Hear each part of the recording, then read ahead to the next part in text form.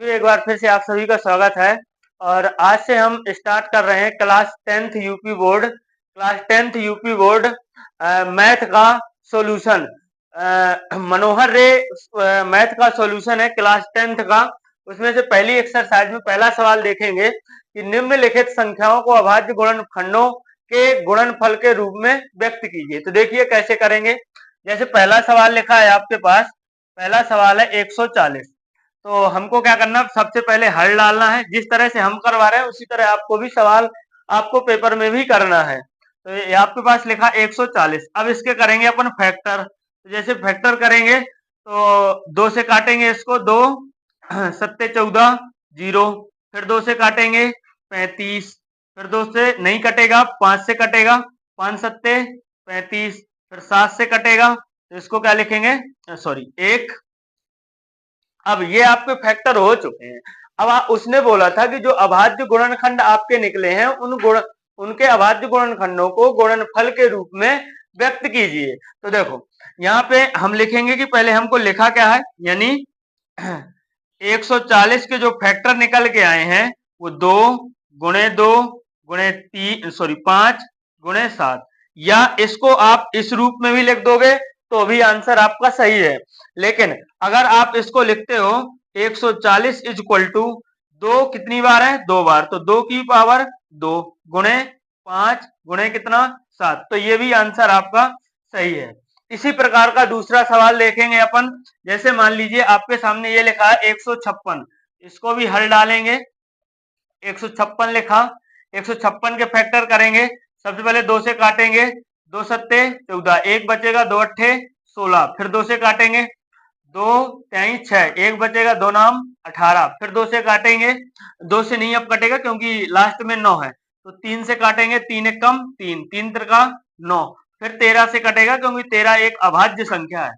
अब यहाँ पे देखो 156 के आपको ये प्राप्त हो चुके हैं अभाज्य गुणनखंड। तो हम लिखेंगे 156 इक्वल टू 2 गुणे 2 गुणे 3 गुणे 13, या इसी को आप लिख सकते हो 156 इक्वल टू 2 की पावर कितना, 2 की पावर 2। क्यों, क्योंकि 2 कितनी बार है, 2 बार है। फिर 3 गुणे कितना 3।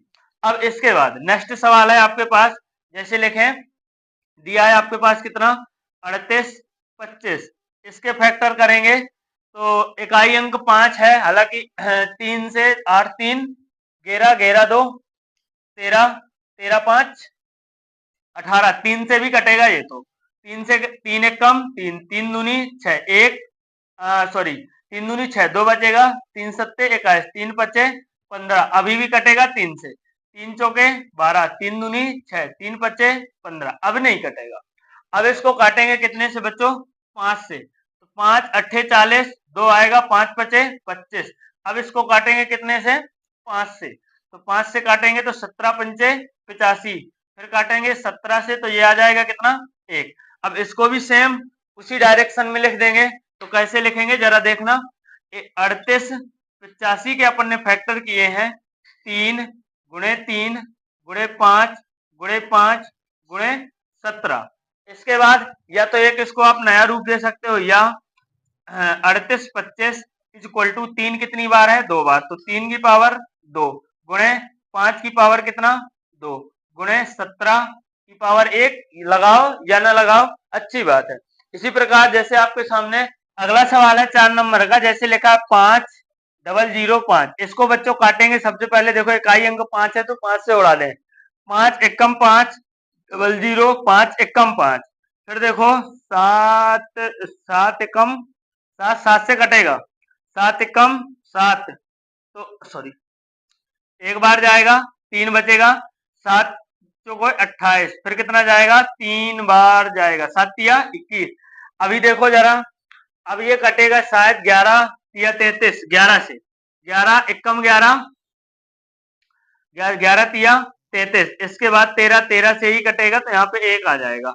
यानी इसके हम अभाज्य गुणनखंड जो होंगे वो होंगे 5 गुणे 7 गुणे 13 सॉरी 11 गुणे 13। इसी प्रकार यही आपका आंसर हो जाएगा क्योंकि इनकी घातें है ही नहीं। इसी प्रकार इसमें आते हैं, ये आपका लिखा है कितना 74 29। तो सबसे पहले ये नंबर कटेगी अभाज्य संख्या 13 15 15 से तो कटेगी नहीं, 16 से भी नहीं कटेगी, 17 से देखते हैं। 17 एकम 17, 17 चौके 64, 17 चौके 64, 6 बचेगा 62, 17 तिया 51, 17 से कट जाएगा। 17 चौके 64 और 17 तिया 51, 17 तिया 51, यहाँ पे बचेगा 11 19, 17 सत्ते 119। अभी देखो, अभी ये कितने से काटेगा, 5 7 57, 19 दूनी 38, 19 से कटेगा तो 19 दूनी 38, 5 बचेगा, 19 तिया 57। इसके बाद 23 किसी से कटता नहीं है तो 23 से कम एक ही आ जाएगा यहाँ पे। तो ये लिखा है 74 29, 74 29 इक्वल टू, इसको लिख सकते हैं 17 गुणे 19 गुणे 23। इसी प्रकार आपके पहले प्रश्न में जो आपके 5 सवाल दिए गए थे वो आपके समाप्त होते हैं।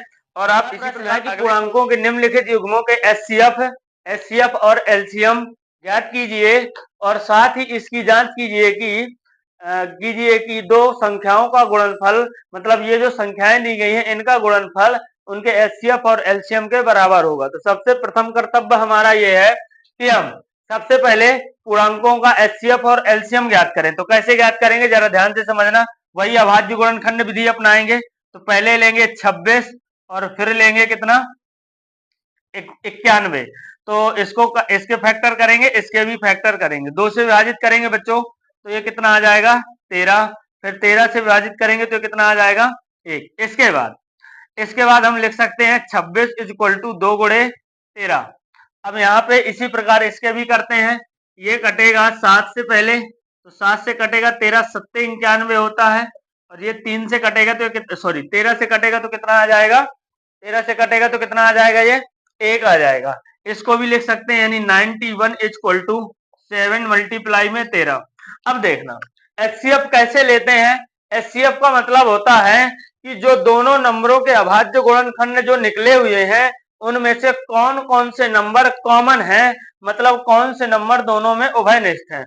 तो आपको दिखाई दे रहे होंगे कि इसके गुणनखंड 2 और 3 है, और इसके गुणनखंड जो है 7 और 13 है, सॉरी 2 और 13 है, इसके हैं 7 और 13। तो दोनों में देखो, क्या इसमें 2 है तो इसमें 2 नहीं है, लेकिन इसमें 13 है तो इसमें भी 13 है। तो अर्थात हम कह सकते हैं कि एचसीएफ किनका 26 और किसका 91 का जो होगा वो कितना होगा आपका 13। आपके पास एचसीएफ निकल आया है। अब एलसीएम निकालने की भी मैं ट्रिक आपको बताता हूं। एलसीएम डायरेक्ट यहीं से निकल आएगा, आपको बार बार एलसीएम निकालने की ट्रिक आपको, जैसे मान लीजिए 26 और किसका निकालना है, 26 और 91 का निकालना है। तो यहाँ पे देखो जो कॉमन है उसको ज्यों का त्यों गुणा कर देना है, जो कॉमन नहीं है, जो दोनों में कॉमन होता, जैसे ये 13 दोनों में कॉमन था तो हमने इसको लिखा। इसके बाद यहाँ पे जो कॉमन नहीं है उसको भी लिखना है, यानी 2 गुणे कितना 13। तो यहां से करेंगे, यहाँ पे सॉरी 91 होगा। अब देखो, अब इन तीनों का आप गुणा करोगे तो यानी एलसीएम इक्वल टू सॉरी 26 और 91 का निकाल रहे हैं तो बराबर 13 दूनी 26, 13 दूनी 26 और 7 से मल्टीप्लाई करेंगे तो 7 छंग 42 का 2, 7 दूनी 14, 14 4 18, यानी कितना आ जाएगा 182। तो हम कह सकते हैं कि 26 और 91 का जो एलसीएम निकलेगा वो कितना निकलेगा 182। अब इनकी जांच करनी है, यानी जो दोनों संख्याएं दी गई थी यहाँ पे लिखेंगे जांच करने पर। तो जांच करने पर क्या लिखेंगे, यानी 26 गुणे दोनों संख्याओं का गुणनफल 26 गुणे 91 बराबर, यहाँ पे लिखेंगे कितना एलसीएम या सॉरी एचसीएफ गुणे एलसीएम, कुछ भी लिख सकते हो, पहले एलसीएम लिख दो बाद में एचसीएफ लिख दो, कोई प्रभाव नहीं पड़ेगा उसमें। आप चाहो तो इसको काट सकते हो, तो यहाँ से इसको काट देंगे 7 बार में, 7 का मल्टीप्लाई करेंगे तो कितना आ जाएगा एलएचएस बराबर आरएचएस 182। 7 का गुणा अभी आपको करके बताया 182, 26 गुणे 7 ही करना है तो कितना आ जाएगा 182, यानी हमारा हो गया एलएचएस बराबर आरएचएस। इस प्रकार, इसी प्रकार अब दोनों पक्ष बराबर हो गए तो हमारी जांच भी हो चुकी है। यहाँ पे केवल लिखना जांच करने पर LHS RHS आपको बराबर करने हैं। आपका सवाल पहला समाप्त हो चुका है। दूसरे में भी इसी प्रकार करना है। जैसे मान लीजिए 510 और कितना लिखा है आपके पास 92, तो इसको भी करेंगे। सबसे पहले फैक्टर करेंगे तो बच्चों देखो 2 से कटेगा, ये 2 दूनी 4 हो जाएगा, एक ये बचेगा तो 2 पंचे 10, एक यहाँ पे आ जाएगा 2 पंचे 10। इसके बाद 3 से कटेगा क्या, हाँ 3 से कटेगा, 3 पचे सॉरी 3 अट्ठे 24, 3 अट्ठे 24 और एक यहाँ पे हो जाएगा तो 3 पचे 15। अभी भी देखो अब 5 से कटेगा, अब नहीं 3 से कटेगा, तो अब 3 से नहीं कटेगा, यानी कितना आ जाएगा ये 17 पंचे 85। इसके बाद कितना आ जाएगा, 17 से कटेगा तो कितना आ जाएगा 1। अब इसको हम लिख सकते हैं यानी 510 इक्वल टू 2 गुणे 3 गुणे 7 सॉरी 2 गुणे 3 गुणे 5 गुणे 17 ये आया। इसी प्रकार इसके भी हम फैक्टर करेंगे तो 2 से काटेंगे तो 2 चौके 8, 2 छक्के 12, फिर 2 से काटेंगे तो 23 दूनी 46। अब 23 मात्र 23 से कटेगा, 23 मात्र 23 से कटेगा तो ये कितना आ जाएगा 1 आ जाएगा। अभी देखो जरा यहाँ पे कितने कॉमन बन रहे हैं गुणनखंड, तो इसमें देखो ये बन रहा है 2 गुणे 2 गुणे 23 यानी बराबर 92 के यदि अपन ने फैक्टर किए तो 2 गुणे 2 गुणे 23 बने। सेम इसी प्रकार यहाँ पे करना है तो 2 का देखो इसमें मात्र एक बार दो कॉमन है, तो हम लिख सकते हैं HCF 510 और कितना 92 इक्वल टू में 2 ही कॉमन है तो 2 ही हो जाएगा इनका क्या HCF। इसके बाद LCM आपको निकालने के लिए मैंने अभी आपको बताया, तो LCM निकालना है 510 और किसका 92 का इक्वल टू। अब देखना जो कॉमन था उसको तो लिखना ही लिखना है, इसके बाद जो कॉमन नहीं था उसको भी लिखना है। ये 2 एक बार कॉमन हो चुका है, इसको नहीं लिखेंगे। इसके बाद ये 3 नहीं लिखा तो 3 लिखेंगे। इसके बाद ये वाला 2 नहीं हुआ तो 2 लिखेंगे। ये 5 नहीं हुआ तो 5 लिखेंगे, 5 लिखेंगे। इसके बाद ये 17 नहीं हुआ तो 17 भी लिखेंगे और 23 नहीं हुआ तो 23 भी लिखेंगे। अब इसका मल्टीप्लाई करेंगे तो मुझे लगता है कि आप इसका मल्टीप्लाई करके देख लेना। इसकी मैं डायरेक्ट आपको जांच बताता हूं। तो जांच आप कैसे करोगे, जांच करने पर तो क्या करेंगे, यानी पहली संख्या आपकी कितनी थी 510 गुणे 92 मतलब दोनों संख्याओं का योगफल बराबर आपका 2 गुणे एलसीएम 2 गुणे एलसीएम यानी एचसीएफ गुणे एलसीएम, तो 3 गुणे 2 गुणे 5 गुणे 17 गुणे में 23। अब आप चाहो तो इनको काट सकते हो, वरना इन दोनों का गुणनफल और इन दोनों का गुणनफल क्या होगा बराबर होगा। आपको यदि और इस तरह भी लिखना हो तो आप इनको ऐसे फैक्टर में लिख सकते हो, इसको ऐसे फैक्टर में लिख सकते हो। तो विश्वास मानिए दोनों क्या होंगे LHS RHS बराबर होंगे। तो आप चाहे तो इनका गुणा कर सकते हैं या फिर इनका भी गुणा कर सकते हैं तो भी बराबर आएगा। यदि आप चाहें कि इनको काट दें तो काटने पर भी बराबर आएगा। अगर मैं इनको इससे और इससे दोनों से काट दूंगा तो पूरा 1 के बराबर 1 हो जाएगा, मतलब LHS बराबर RHS आपका होगा। ठीक है, यही हमको प्रूफ करना था, हर बार यही जांच करनी थी। अगला सवाल है आपका 3 नंबर का, इसी तरह का सवाल है। तो यहाँ पे करेंगे जैसे 336 और 54, इसके हम अभाज्य गुणनखंड करेंगे। सबसे प्रथम कर्तव्य हमारा ये है।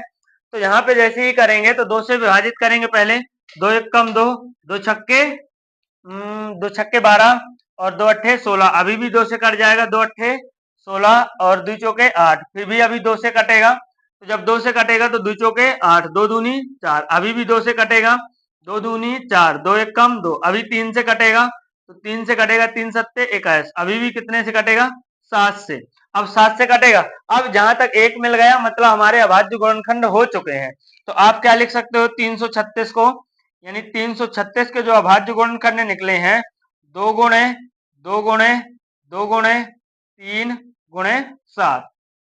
अभी देखना इसके भी कर लें यहाँ से, तो ये हो जाएगा कितना 54, यहाँ पे करेंगे तो ये कितना 2 से कटेगा तो आ जाएगा कितना 27, फिर 2 से नहीं कटेगा 3 से कटेगा, 3 आम 27, अभी 3 से कटेगा, 3 त्रिकाई 9, अभी 3 से कटेगा, अभी 3 से कटेगा तो कितना आ जाएगा 1। यानी हम 54 को यदि लिखना चाहें तो 54 को हम लिख सकते हैं 2 गुणे 3 गुणे 3 गुणे 3। अभी देखो, अब इसमें जो कॉमन होगा उसी को निकाल लेंगे बाहर।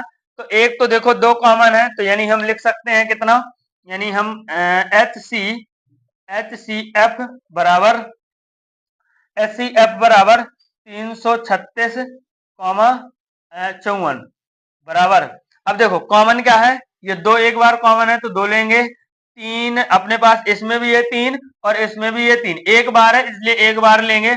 इसके बाद मुझे नहीं लगता कुछ कॉमन है, तो जब कॉमन नहीं है तो इनका जो मासापा मासापा ये HCF जो हो जाएगा वो 336 54 का 6 हो जाएगा।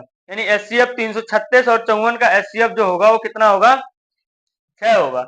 इसके बाद एलसीएम निकालने के लिए मैंने अभी आपको बताया एलसीएम कैसे निकालेंगे। तो एलसीएम निकालने के लिए आप क्या करोगे, 336 और 54 का एलसीएम चाहिए आपको।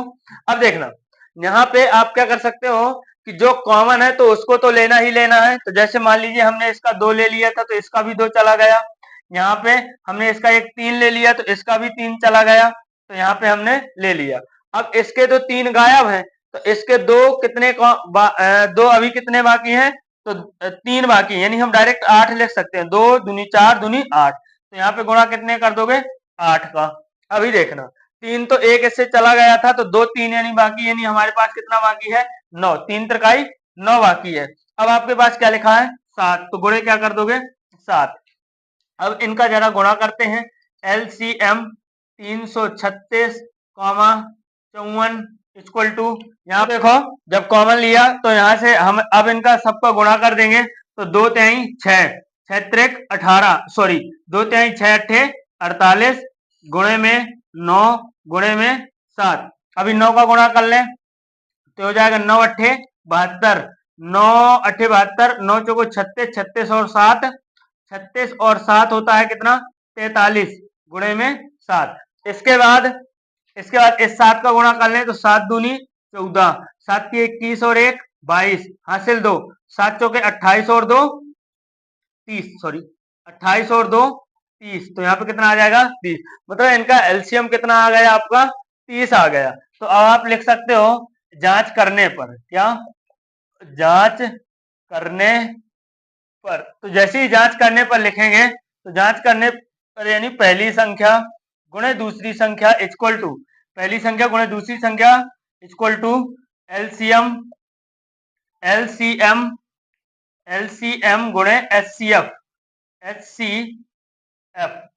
तो यहाँ पे करेंगे, पहली संख्या आपके पास कितनी है, पहली संख्या 336, तो 336 गुणे 54 इक्वल टू एलसीएम आपका कितना है 30 और 22 इंटू कितना है 6।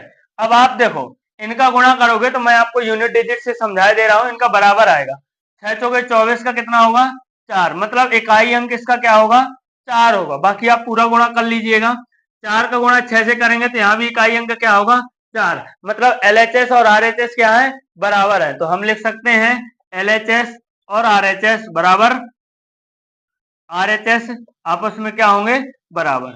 यही हमको क्या करना था प्रूव्ड करना था। और जब तक आपकी LHS और RHS अगर बराबर नहीं होते भाई दफे, तो हमारे कहने का मतलब यह है कि जो आपने HCF और LCM आपने जो निकाला है वो आपके गलत है, इसी कारण से आपके RHS और LHS आपस में बराबर नहीं है।